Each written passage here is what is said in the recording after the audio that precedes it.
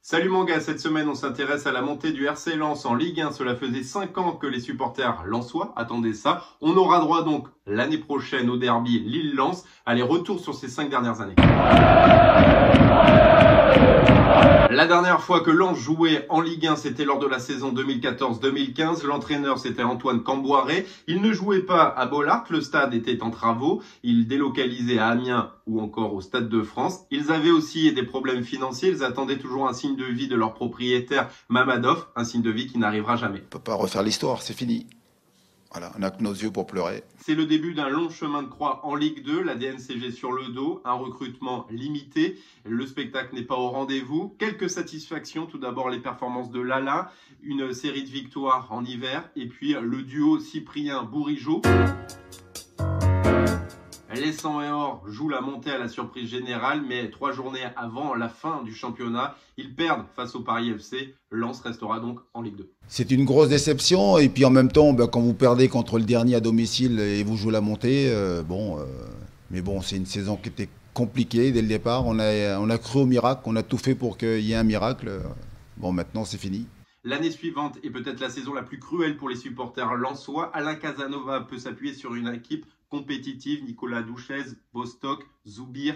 Et il joue le haut du tableau toute la saison, mais les derniers mois les plus cruciaux, ils s'effondrent, ils perdent des matchs décisifs face à Brest ou encore Amiens, et tout va se jouer lors de la dernière journée. Ils font le taf, ils gagnent 3-1 face à Niort, mais dans le même temps, 3 renversent Sochaux, et pire, Amiens arrache la victoire dans les arrêts de jeu à la 96e minute. Lens restera une saison de plus en Ligue 2. Des joueurs effondrés comme Benjamin Bourigeaud ou en pleurs comme Christian Lopez.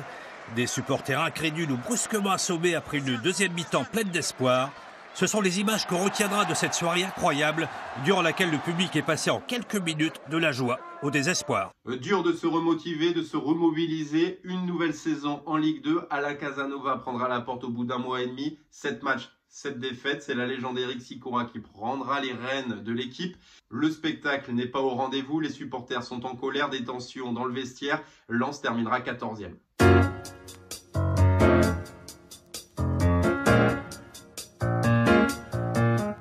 Lens fait le grand ménage, Philippe Montagnier arrive et ça commence fort. 4 matchs, 4 victoires, mais à partir de l'automne, ça va caler jusqu'à la mi-janvier. Une saison irrégulière, mais termine 5e, ce qui est synonyme de barragiste. Et lors des barrages, ils vont éliminer le Paris FC, ensuite 3.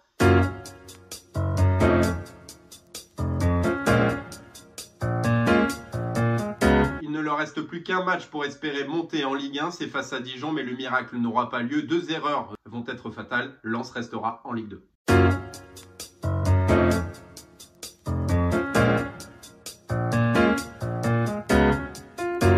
Cette saison, le recrutement n'est pas clinquant, mais cohérent. Début de saison compliqué avant de prendre un bon rythme de croisière jusqu'à la trêve hivernale. Ils vont obtenir 32 points sur 39 et après, la machine va s'enrayer. Philippe Montagnier va être viré et remplacé et va enchaîner 2 victoires.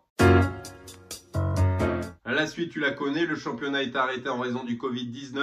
Lens est donc 2e et on apprend donc cette semaine que Lens et Lorient montent en Ligue 1.